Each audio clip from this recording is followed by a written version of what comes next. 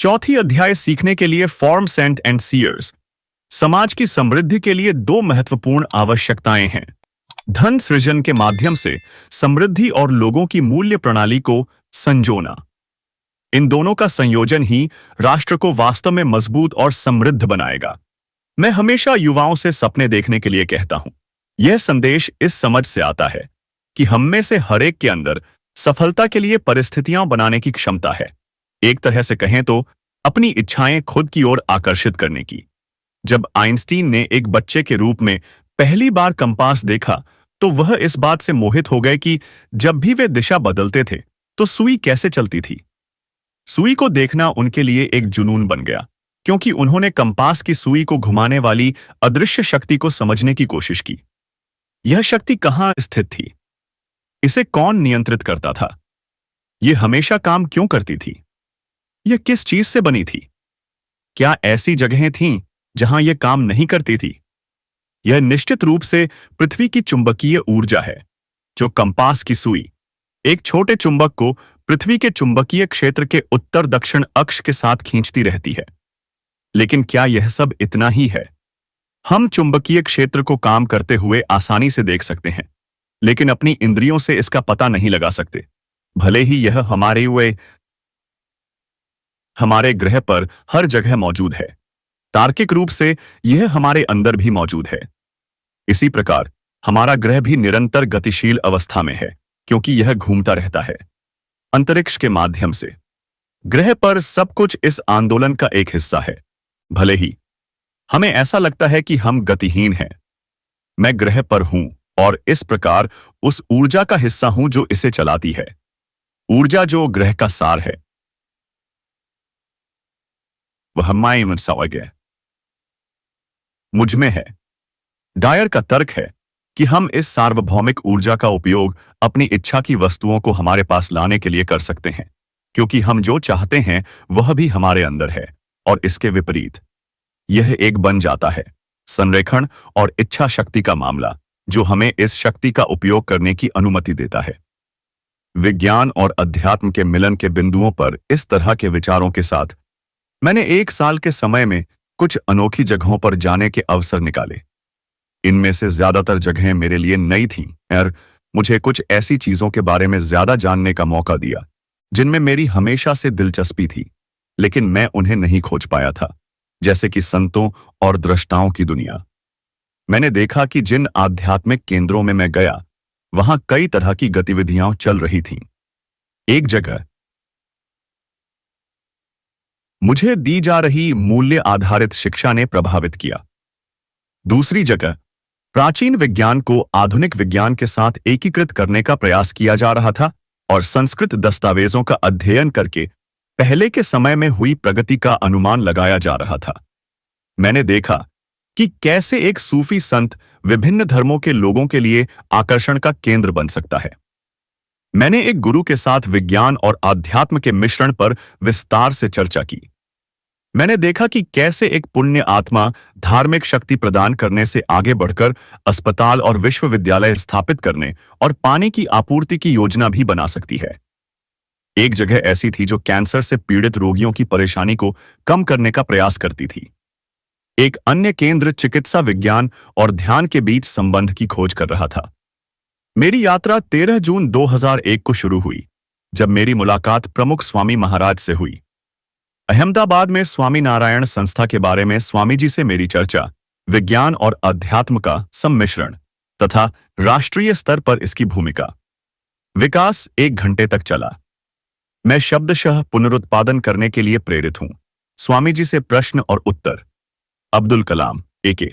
स्वामी जी 1857 से ही भारत का सपना था कि वह एक राष्ट्र बने। एक स्वतंत्र राष्ट्र के रूप में हमें स्वतंत्रता पाने में 90 साल लग गए। इस बार पूरा देश, युवा और बूढ़े, अमीर और गरीब, शिक्षित और इस उद्देश्य में सभी अशिक्षित लोग एक साथ थे। लक्ष्य एक था, केंद्रित और अच्छा समझा स्वतंत्रता प्राप्त करना। स्वामी जी औसिताए, ऐसा क्या है या क्या हो सकता है? पिछले 50 सालों से भारत एक विकासशील देश रहा है। इसका मतलब है कि आर्थिक रूप से यह मजबूत नहीं है, सामाजिक रूप से यह स्थिर नहीं है, सुरक्षा पहलुओं में यह आत्मनिर्भर नहीं है और इसीलिए इसे विकासशील देश कहा जाता है। टीएफएक, प्रौद्योगिकी सूचना, पूर्वानुमान और मूल्यांकन के सदस्य परिषद ने इस बात पर विचार किया है कि भारत के लिए अगला दृष्टिकोण क्या होना चाहिए। हम अगले 20 वर्षों में एक विकासशील देश को एक विकसित देश में बदल देंगे। हमने भारत को बदलने के लिए 5 महत्वपूर्ण क्षेत्रों की पहचान की है: शिक्षा और स्वास्थ्य सेवा, कृषि, सूचना और संचार, बुनियादी ढांचा और महत्वपूर्ण प्रौद्योगिकी। स्वामी जी, हमारी समस्या यह है कि हम सरकार के सामने तो यह प्रस्तुत कर सकते हैं, लेकिन हम ऐसे लोगों को कैसे तैयार करेंगे जो इतने बड़े विजन को पूरा करने के लिए मूल्य आधारित हों? हमें मूल्य आधारित नागरिकों के एक कैडर की आवश्यकता है, अन्यथा संसाधनों का प्रभावी ढंग से उपयोग नहीं हो पाएगा। जैसा कि हम देख रहे हैं, इसके लिए हमें आपके सुझाव की आवश्यकता है, स्वामी जी। स्वामी जी, इन 5 के साथ साथ आपको छठा भी चाहिए: ईश्वर में आस्था और आध्यात्मिकता के माध्यम से लोगों का विकास। यह बहुत जरूरी है। हमें सबसे पहले नैतिक और आध्यात्मिक माहौल बनाना होगा। आज के अपराध और भ्रष्टाचार के माहौल में बदलाव होना चाहिए।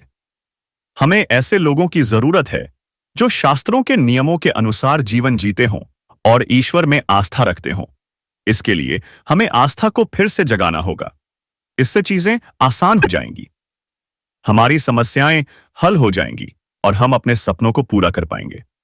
एक के स्वामी जी, भारत को बदलने के इतने बड़े विजन को आगे बढ़ाने के लिए क्या हमें पहले एक आध्यात्मिक परंपरा बनानी चाहिए, लोगों को आध्यात्मिक रूप से अधिक इच्छुक बनाना चाहिए और फिर अपने विजन पर काम करना चाहिए, या शिक्षा या स्वास्थ्य जैसे महत्वपूर्ण क्षेत्रों में से किसी एक पर ध्यान केंद्रित करना चाहिए, या हमें सब कुछ एकीकृत करके एक साथ शुरू करना चाहिए? स्वामी जी, हमें एक साथ आगे बढ़ना चाहिए। आपकी टीम ने देश की प्रगति के लिए जिन 5 क्षेत्रों की पहचान की है, उन पर काम जारी रखना चाहिए और साथ ही इसे शामिल भी करना चाहिए। हमारी संस्कृति हमें परा है, आध्यात्मिक और अपरा सांसारिक दोनों विद्याएं सीखने की शिक्षा देती है। इसलिए अपरा के ज्ञान के साथ साथ परा भी सीखना चाहिए। अगर कोई इसे सीखता है तो अपरा विद्या सांसारिक ज्ञान, धर्म और अध्यात्म पर आधारित हो जाएगा। हमें यह याद रखना चाहिए कि ईश्वर की योजना में सृष्टि के पीछे का पूरा उद्देश्य यह विचार है कि हर व्यक्ति, हर आत्मा आनंद प्राप्त करे। इस महान स्वप्न को साकार करने के लिए 3 तरह के लोगों की जरूरत है: पुण्य आत्मा, पुण्य नेता और पुण्य अधिकारी। अगर हमारे समाज में इन तीनों की जनसंख्या बढ़ जाए तो भारत जगतगुरु बन जाएगा। इनकी संख्या कैसे बढ़ाई जा सकती है? स्वामी जी, अपने शैक्षणिक और वैज्ञानिक प्रशिक्षण के साथ साथ हमारे स्कूलों और कॉलेजों में आध्यात्मिक प्रशिक्षण भी दीजिए। आजकल स्कूलों और कॉलेजों के पाठ्यक्रम से आध्यात्मिक शिक्षा हटा दी गई है। जो बचपन से सिखाया जाना चाहिए उसकी उपेक्षा की जा रही है और हम सिर्फ अकादमिक ज्ञान ही दे रहे हैं। लेकिन शुरू से ही, जन्म से ही लोगों को सिखाया जाना चाहिए। मूल्यों का ज्ञान होना चाहिए, तभी लोग सद्गुणी बनेंगे। हमारे शास्त्रों का ज्ञान और महान साधु संतों को पाठ्यक्रम में शामिल किया जाना चाहिए। सामाजिक, आध्यात्मिक और जिन राजनीतिक नेताओं का हम आदर करते हैं, उन्होंने हमारे मूल्यों को आत्मसात किया है, बहुत शुरुआत से। अतीत में हमारे गुरुकुल प्रणाली में ऐसे मूल्य सिखाए जाते थे। शिक्षा, चाहे राजकुमार हो या रंक, सभी एक साथ पढ़ते थे। शिक्षाविदों को सत्यम वद, सत्य बोलना, धर्मम चर, चलना जैसे पाठ सिखाए जाते हैं। धर्म का मार्ग अपनाना, दूसरों के प्रति सेवा भाव रखना और ईश्वर में आस्था रखना सिखाया गया। स्वामी जी, अच्छे नागरिक सरकारी कानूनों से पैदा नहीं हो सकते। क्या आध्यात्मिक संस्थाएं ऐसा कर सकती हैं? क्या आप माता पिता से अपने बच्चों को मार्गदर्शन देने के लिए कह सकते हैं? 15 वर्ष की आयु तक सही मूल्य कैसे सीखें? इसी प्रकार सभी प्राथमिक शिक्षा में, स्कूलों में शिक्षकों को भी छात्रों में ये गुण डालने चाहिए। लेकिन अगर हम ऐसा करने में विफल रहे तो सरकार अकेले अच्छे, ईमानदार नागरिक पैदा नहीं कर सकती। क्या आपकी समझ सही है स्वामी जी? स्वामी जी, हाँ, यह सच है। यह बिल्कुल सच है। हम शुरू से ही कहते आ रहे हैं। शुरुआत यह हुई कि मूल्यों की शिक्षा घर पर माता पिता द्वारा, स्कूल में शिक्षकों द्वारा दी जानी चाहिए और बाद के जीवन में गुरु। के स्वामी जी, जब मैंने पहली बार रॉकेट लॉन्च किया तो वह विफल हो गया, लेकिन इसरो के सहयोग से मेरी टीम ने असफलता का मुकाबला करके सफलता हासिल की। तिरुवल्लुवर ने भी तिरुकुरल में यही भावना व्यक्त की है। जब असफलता मिले तो प्रसन्न चित्त होकर उसका सामना करो। स्वामी जी, जब व्यक्ति में ऐसे श्रेष्ठ विचार हों तो देशभक्ति स्वाभाविक है। इसलिए हम कहते हैं कि अगर शुरू से ही आध्यात्मिक ज्ञान दिया जाए तो देश, समाज और धर्म के प्रति प्रेम और गर्व स्वाभाविक परिणाम होता है। लेकिन आध्यात्मिक मूल्यों को जीवन का आधार बनाना चाहिए। एक आध्यात्मिक शक्ति जरूरी है और साथ ही आर्थिक शक्ति भी होनी चाहिए, क्योंकि दुनिया में शक्ति का सम्मान होता है। दोनों का मिश्रण जरूरी है और दोनों को पाने का एक ही उपाय है, पसीना बहाना, मेहनत जरूरी है।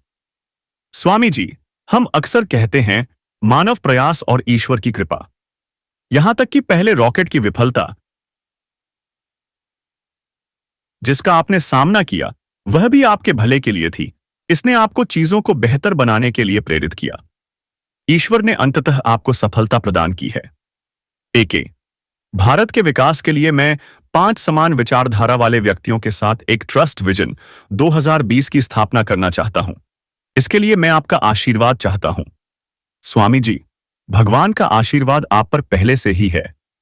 मैं प्रार्थना करूंगा कि आपके विचार सफलतापूर्वक साकार हों। भारत आध्यात्मिक और आर्थिक दोनों ही दृष्टि से समृद्ध हो। मैं यह कहना चाहता हूं कि आध्यात्मिक संपदा जितनी मजबूत होगी, अन्य सभी प्रकार की संपदा उतनी ही मजबूत होगी।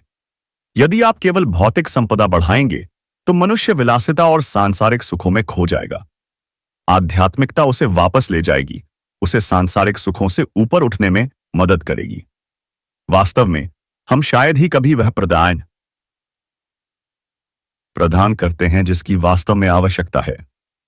हम बाकी सब कुछ प्रदान करते हैं, कपड़ा, भोजन, आश्रय, लेकिन इन सबके साथ हमें आध्यात्मिक संपदा भी प्रदान करनी चाहिए।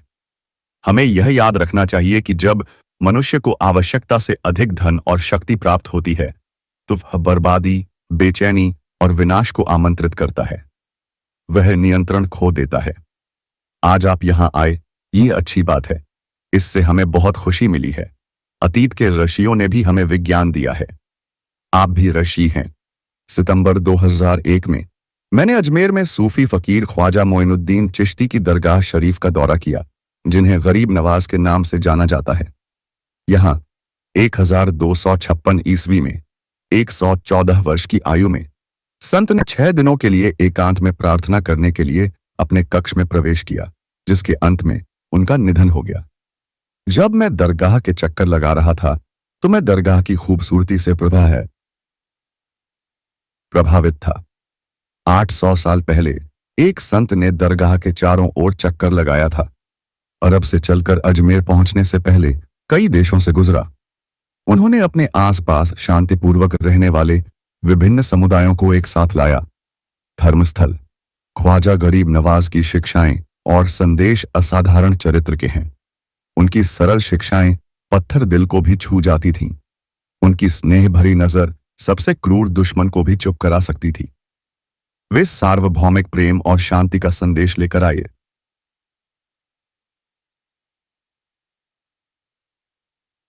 उनके बाद आने वाले चिश्ती सूफियों ने उनके द्वारा स्थापित परंपरा को जारी रखा। वे वास्तव में राष्ट्रीय एकीकरण के अग्रदूत थे। ख्वाजा साहब की शिक्षाएं कई किताबों में दर्ज हैं। उनके अनुसार जो व्यक्ति नदी की तरह उदार, सूर्य की तरह दयालु और धरती की तरह नम्र होता है, वह ईश्वर के सबसे करीब होता है। ख्वाजा साहब ने कहा कि सबसे अच्छा चरित्र उस व्यक्ति का होता है जो गरीबी में भी शालीन, भूख में भी संतुष्ट, दुख में भी खुश और दुश्मनी में भी दोस्ताना होता है। इस महान संत के अनुसार नर्क की सजा से बचने का सबसे पक्का तरीका भूखे को खाना खिलाना दुखी को राहत पहुंचाना और दुखी की मदद करना है। ख्वाजा साहब ने आरिफ का आदर्श प्रस्तुत किया, जो मौत को अपना दोस्त और आराम को अपना दुश्मन मानता है और हमेशा ईश्वर को याद करता है। आरिफ डरता है, सम्मान करता है और शर्मीला होता है। हम खुद को आरिफ की तरह क्यों नहीं पेश कर सकते? मैंने सोचा। किसी भी काम से पहले खुद से यह सवाल पूछें, क्या मैं जो कहने या करने जा रहा हूं उससे मुझे शांति मिलेगी? जैसा कि डायर कहते हैं, अगर जवाब हाँ है तो पूरे दिल से आगे बढ़ें और आप खुद को अपने सर्वोच्च स्व की बुद्धिमत्ता की अनुमति देंगे। अगर जवाब नहीं है तो अपने अहंकार से सावधान रहें जो काम कर रहा है। अहंकार अशांति को बढ़ावा देता है क्योंकि यह आपको सभी से अलग करता है, जिसमें ईश्वर भी शामिल है।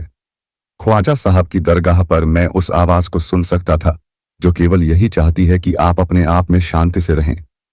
अजमेर सुरम्य अरावली पर्वतमाला में स्थित है। दरगाह शरीफ के अलावा इसमें पुष्कर की पवित्र झील भी है। ये दोनों पवित्र स्थान भारत के दो प्रमुख धर्मों के बीच स्थायी सौहार्द का प्रतीक हैं। अजमेर एक शांतिपूर्ण समाज का आदर्श प्रस्तुत करता है। मैंने इस सौहार्द के लिए धन्यवाद के रूप में नमाज अदा की। इस दृश्य ने मुझे दो अन्य धार्मिक केंद्रों, नागौर दरगाह और वेलंकन्नी चर्च के समान स्थान की याद दिला दी। 2 अक्टूबर 2001 को मैंने IISSE के प्रो एन बालकृष्णन और VSSSE के निदेशक जी माधवन नायर के साथ केरल के कोल्लम के पास अमृतानंदमयी के Amrita institute of computer technology का दौरा किया। मैंने लगभग 1000 युवा छात्रों, शिक्षकों, ब्रह्मचारियों और स्वामियों को संबोधित किया। मैंने जो विषय चुना वह था ज्ञान उत्पादों के बहुआयाम। मैंने छात्रों में नए विचारों के प्रति उच्च स्तर की ग्रहणशीलता देखी। अपने प्रश्नों में उन्होंने न केवल रुचि दिखाई, तकनीकी विकास के साथ साथ ईमानदारी से जीवन जीने की कला भी सीखने को मिली। छात्रों से बातचीत के बाद मेरी मुलाकात अम्मा से हुई। यह एक उल्लेखनीय अनुभव था। वह लोगों को यह संदेश दे रही थीं कि कोई व्यक्ति ईश्वर के और करीब कैसे जा सकता है। मुझे आश्चर्य हुआ कि एक ऐसी संस्था की स्थापना में कितना असाधारण प्रयास किया गया है, जो अस्पताल बना सकती है, उच्च क्षमता के प्रबंधन स्कूल स्थापित कर सकती है और समाज के आर्थिक रूप से कमजोर वर्गों के लिए आवास योजनाएं प्रदान कर सकती है। मेरे प्रश्न ने अम्मा और अन्य सन्यासियों के साथ चर्चा को जन्म दिया। हालांकि यह संस्था ज्ञान के सभी प्रमुख विषयों में शिक्षा प्रदान करती है और इंजीनियर, मेडिकल डॉक्टर, प्रबंधन स्नातक और विज्ञान अनुसंधान विद्वान बनाती है, फिर भी वे अपनी व्यक्तिगत विशेषज्ञता से सीमित हैं। अम्मा ने अचानक कहा, कुछ कमी है, कैसे जुड़ें? वह इन क्षमताओं को एक संयुक्त परियोजना के लिए एक साथ लाने की बात कर रही थी। मैं राजकोट के क्राइस्ट कॉलेज में एक समारोह के लिए तैयार हो रहा था। तभी रामकृष्ण मिशन के स्वामी निखिलेश्वरानंद का फोन आया। स्वामी जी ने मुझसे अपने आश्रम में आने का अनुरोध किया और मुझे सहमत होना पड़ा। क्राइस्ट कॉलेज में समारोह के बाद मैं आश्रम की ओर दौड़ा। शाम के भजन का समय था और गायकों के शांत आह्वान ने मुझे इतना प्रभावित किया कि मैं उनके साथ लगभग 15 मिनट तक ध्यान में खोया रहा। यहां भी मुझे वही कंपन महसूस हुआ जो महात्मा गांधी के जन्मस्थान पोरबंदर के स्वामी विवेकानंद हॉल में ध्यान करते समय महसूस हुआ था। 6 अक्टूबर 2001 को कांची के शंकराचार्यों ने ज्ञान सशक्त ग्रामीण विकास की अवधारणा के माध्यम से एकीकृत विकास शुरू करने के लिए सैकड़ों गांवों के किसानों की एक बहुत ही महत्वपूर्ण सभा आयोजित की। मुझे इसमें भाग लेने के लिए आमंत्रित किया गया था। विभिन्न राजनीतिक दलों के पंचायत प्रमुख कांची में ग्रामीण क्षेत्रों में शहरी सुविधाएं प्रदान करने पुराय के लिए डिजाइन की गई परियोजना के तहत विकास पर चर्चा करने के लिए एकत्र हुए। मैं इस तथ्य से चकित था कि आध्यात्मिक नेता विकास के कार्यक्रमों पर ध्यान केंद्रित करने में मदद कर रहे थे। जब बैठक समाप्त हुई तो दोनों आचार्यों ने मुझे एक निजी बैठक के लिए बुलाया। स्वामी जयेंद्र सरस्वती गल ने हेलीकॉप्टर के दुर्घटनाग्रस्त होने के बारे में पूछा और मुझे आशीर्वाद दिया। स्वामी विजयेंद्र सरस्वती गल मुझे बताया कि 300 साल पुरानी एक बहुत प्रसिद्ध मस्जिद के मौलवी मुझे मस्जिद में ले जाने के लिए मठ में इंतजार कर रहे हैं। स्वामी जी ने सुझाव दिया कि मैं मस्जिद में जाऊं। उनके संदेश ने मुझे एक दशक पहले परमाचार्य के समय की एक घटना याद दिलाई, जैसा कि पूर्व राष्ट्रपति आर वेंकटरमण ने बताया था। श्री वेंकटरमण ने मुझे कांची मठ के बहुत करीब स्थित मस्जिद दिखाई।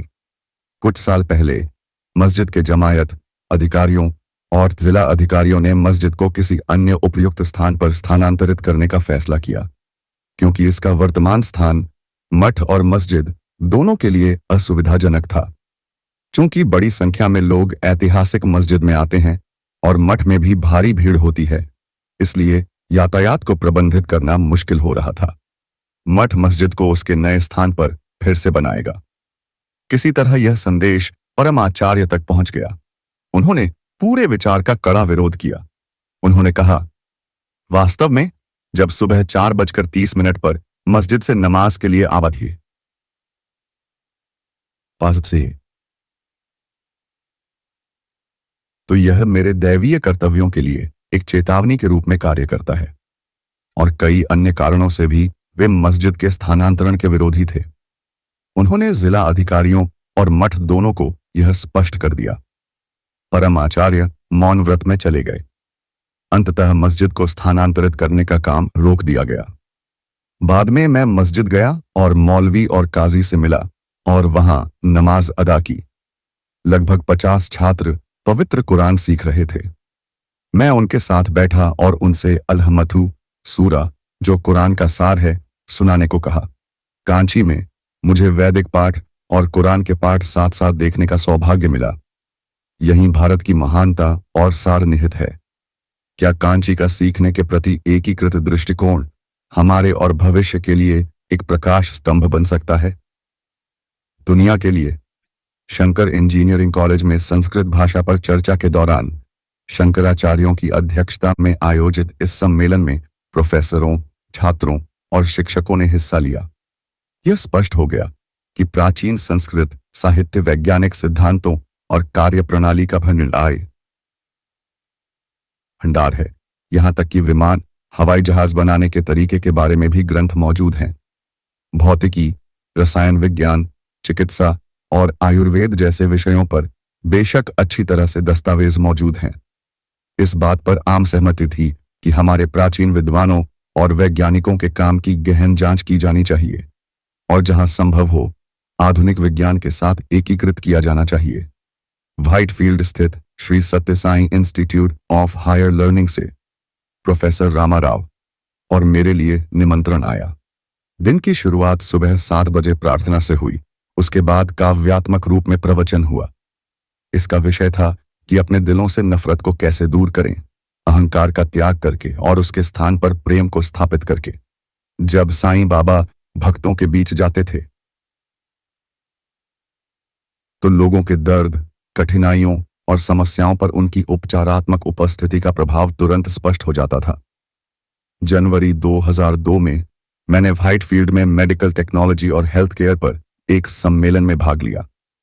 सुबह 9:30 पर शुरू होने वाले और शाम को 8 बजे समाप्त होने वाले पूरे सम्मेलन में श्री सत्य साईं बाबा मौजूद थे।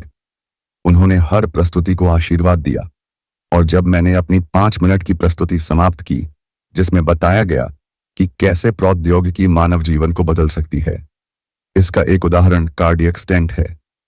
हमने जो बनाया था वह उठे और प्रतिभागियों की जय जयकार के बीच मुझे आशीर्वाद दिया। मैं सम्मेलन में उनकी रुचि देखकर प्रभावित हुआ, क्योंकि मैं व्हाइटफील्ड के विशेष अस्पताल से प्रभावित था, जिसका मैंने पहले दौरा किया था। उन्हें बताया गया था कि चेन्नई में पानी की समस्या है, इसलिए जब उन्होंने घोषणा की कि वे शहर में पानी की आपूर्ति सुनिश्चित करना इससे भी अधिक उत्साहजनक था। 3 फरवरी 2002 को जब मैं माउंट आबू में ब्रह्मा कुमारी आध्यात्मिक अकादमी में गया तो मुझे एक असाधारण आध्यात्मिक अनुभव हुआ।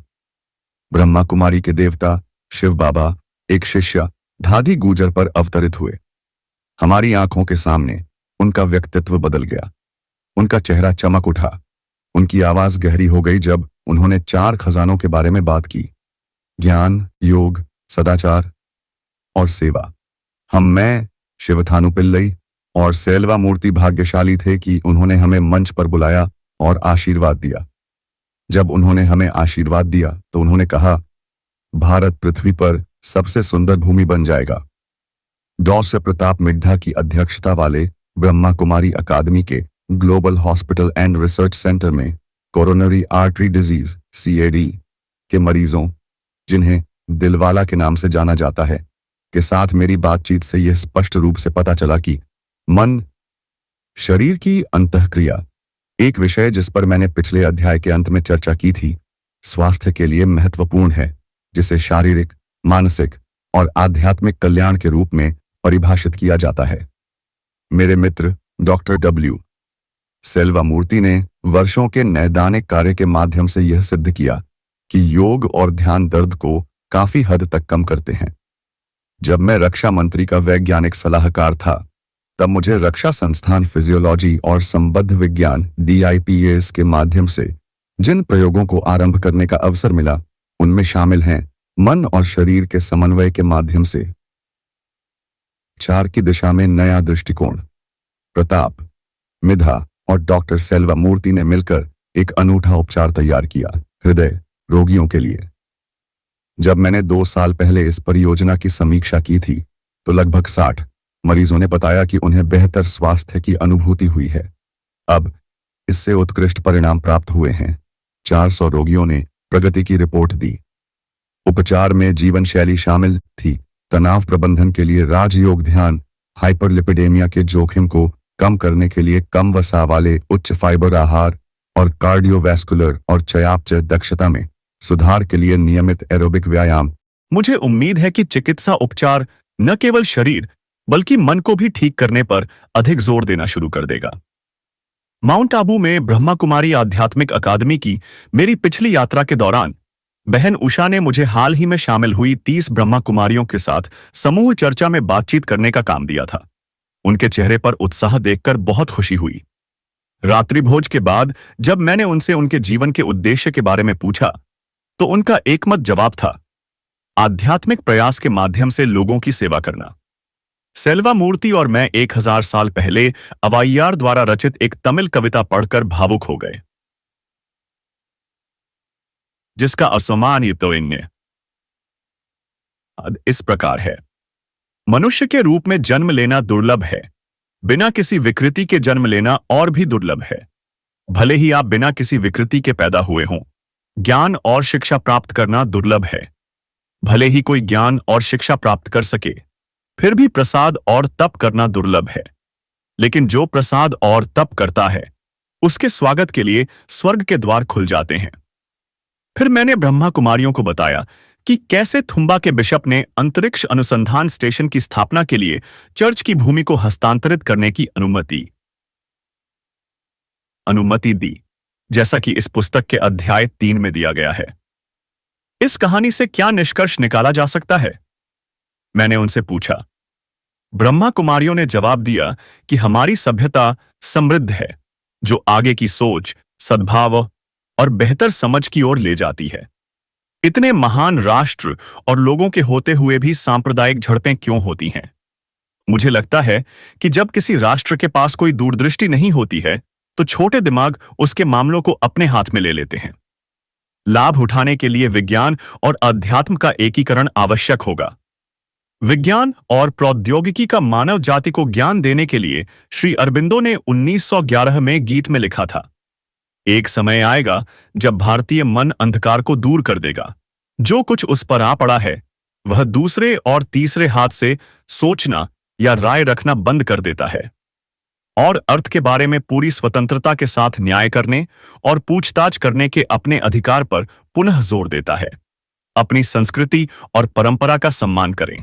यह वह भविष्य है जिसके लिए हमें काम करना होगा, ताकि हम गरीबी की बेड़ियों को तोड़ सकें। मैंने जिन भी जगहों का दौरा किया, उन सभी जगहों पर एक ही संदेश था।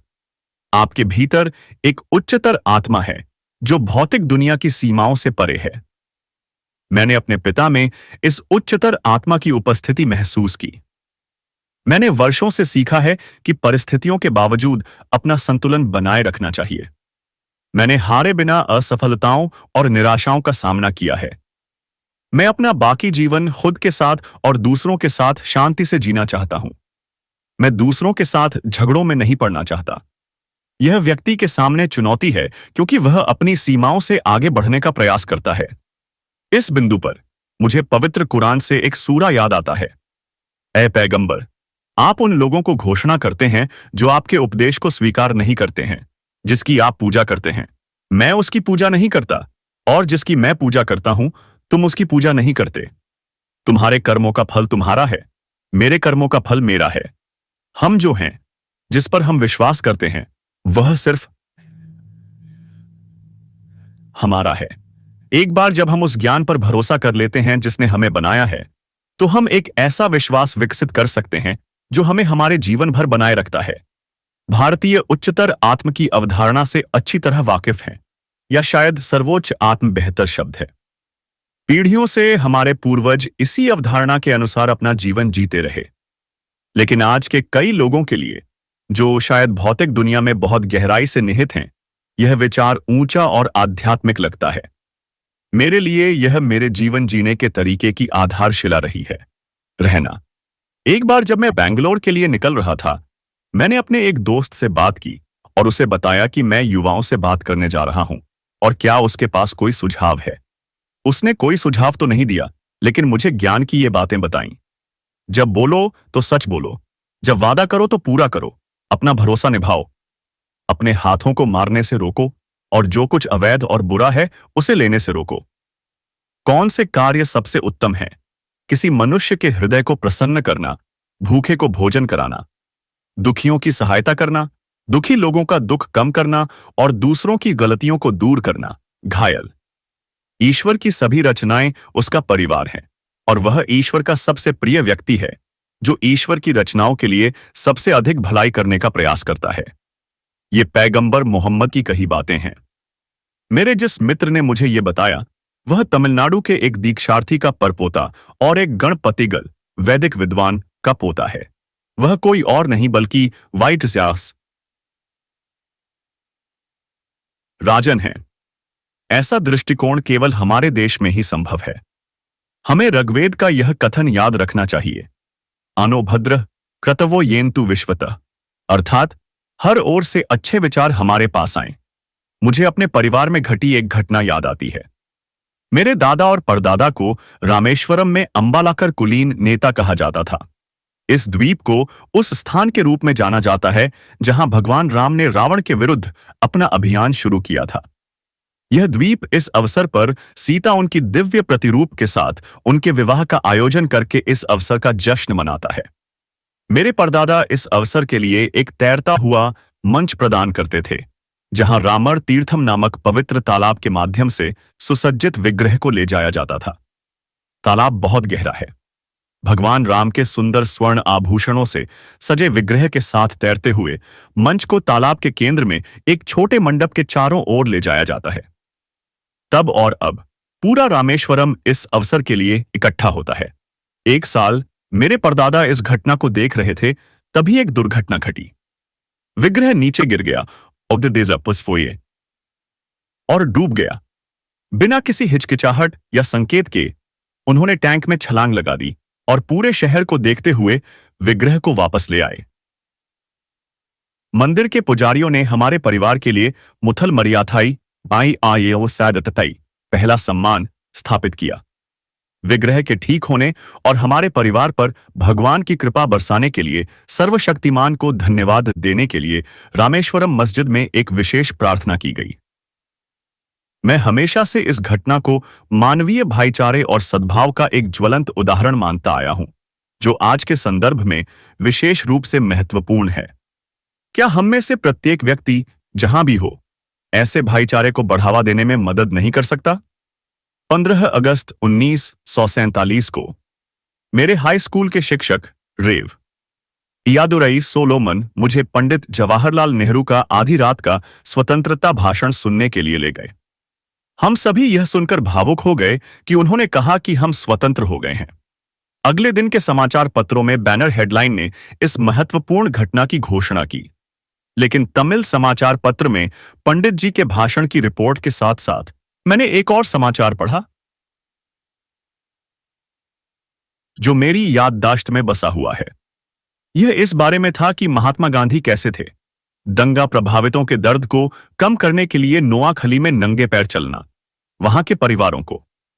आमतौर पर राष्ट्रपिता के रूप में महात्मा गांधी को लाल किले की प्राचीर पर राष्ट्रीय ध्वज फहराने वाला पहला व्यक्ति था। इसके बजाय वह नोआखली में थे। ऐसी थी महात्मा की महानता, और कैसी थी उनकी महानता। एक स्कूली बच्चे के मन पर इसका कितना गहरा प्रभाव पड़ा।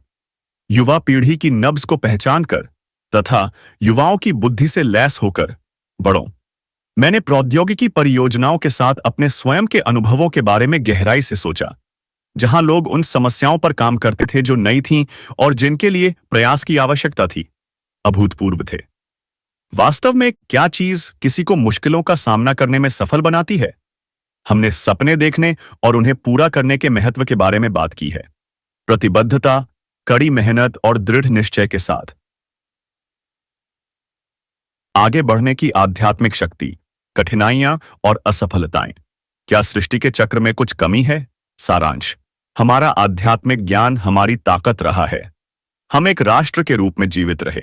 आक्रमणकारियों के हमलों और उपनिवेशवाद के स्तब्धकारी प्रभावों से भी हम गुजरे हैं।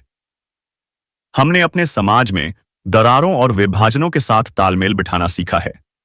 लेकिन इस प्रक्रिया में सभी समायोजन के बाद हमने अपने लक्ष्य और अपेक्षाएं भी कम कर लीं। हमें पुनः प्राप्त करना होगा। हमें अपने व्यापक दृष्टिकोण को अपनाना चाहिए तथा अपने जीवन को समृद्ध बनाने के लिए अपनी विरासत और ज्ञान का उपयोग करना चाहिए। यह तथ्य कि हम तकनीकी रूप से आगे बढ़ रहे हैं, आध्यात्मिक प्रगति को बाधित नहीं करता है। विकास: हमें विकास का अपना मॉडल विकसित करने की आवश्यकता है, जो कि हमारी अंतर्निहित ताकतें,